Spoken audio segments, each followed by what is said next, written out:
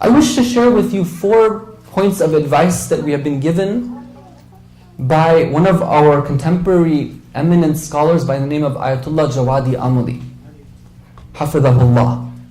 You might have heard his name. He is a master of many different fields, including tafsir of the Quran and philosophy, and he has spoken extensively about the rationale and the philosophy behind mourning Imam Husayn alayhi salam. Number 1, his advice for those who are participating in these gatherings is that we should not just watch, but we should participate as well. It's not just about coming and it's like a big show that I'm just going to be a spectator in. It's not a spectator sport. Rather, it's an event for everyone to come in and pitch in and participate in whatever way we can. If other people are crying, this message is for my young brothers and sisters, that you see other people crying, you yourself try to cry as well too. If you don't understand, then whatever it is that you remember about this pure soul whose blood of his family was spilled on the plains of Karbala, whatever you remember, bring that to your mind and try to see what happens. When you see people beating their chest, you also beat your chest as well too. If you see people participating by volunteering and organizing and cleaning and serving, you also get involved as well too. Whatever capacity is, we're supposed to not just sit back, but also participate as well too. It's supposed to be a community event that everyone comes forward and participates in. Number 2, he says that when you participate in the mourning of Imam Husayn, do so in the state of wudu. Now this is something which is quite amazing here. Because normally we do wudu when we want to do something holy. We want to touch the Quran, we want to read the Quran, it's mustahab. When we touch the Quran, it's wajib. When we say our salah, it's wajib.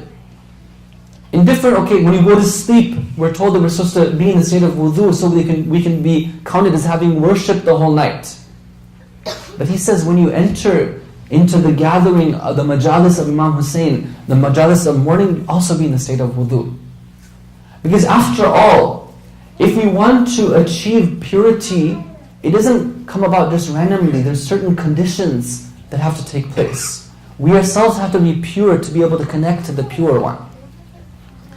Number 3 is that when we are talking about the message of Imam Husayn, we're mourning it, we're doing our eulogies and our poems, then we should do so in a simple and rational way. These days we find a lot of people getting involved and wanting to participate. They come up with different English nohas in different languages. This is generally speaking a good thing. But we should be careful not to get caught up in the wave. I have to do an English noha. Now what's the best way of doing it? Should I look to the way they do music videos and copy that thing but just replace it with something sad and a bit of beating of the chest, but to do the same exact thing, have the same type of moves? Is that the way that the Ahlul Bayt want us to be? Why not just keep things simple? Go to the core of the message. That itself is powerful. Let's work, instead of trying to be fancy and sophisticated that way, let's work on our hearts. And the better we can work on our hearts and stick with it in a simple and rational way, we see that the effect is more profound. And the final advice that he has, that I'd like to share with you tonight, is that when we convey and explain the message of Imam Husayn, we should make sure that we convey the core message of Imam Husayn alayhi salam. Yes, it's true that Imam Husayn was a man of compassion. Yes, it's true that he was a man of dignity. But the core of his message is that he stood up for Amr al-Ma'ruf, Nahyan al-Munkar, and he stood up against injustice.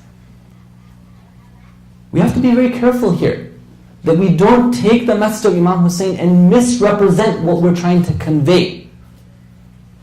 Ulama have given a lot of importance on this, that when you convey the message of Imam Husayn, do so with utmost care. This starts when relating the story that happened. There was one audience where one of the mujtahideen was present. And there was somebody who was talking about the story of Imam Husayn. Now there was one incident to the best of my recollection, where one of the companions or the family members calls on Imam Husayn. This is in the history. And he says, Ya Husayn. The person who was telling the story was saying it, and he got caught up in the emotion. So when he was relating it, he said that individual said, Ya Husayn, Ya Husayn. He said it twice. The mujtahid who was sitting there, he said, no, wait a minute. I've read that story and he said it once, he didn't say it twice. Meaning that even when it comes to the dialogue that takes place, that mujtahid was so concerned that he's willing to speak up and make sure that what is said correctly. Now what about the message of Imam Husayn? Let's be careful, brothers and sisters. Sometimes we see a desire to take the message of Imam Husayn out to the world. But what message are we trying to convey?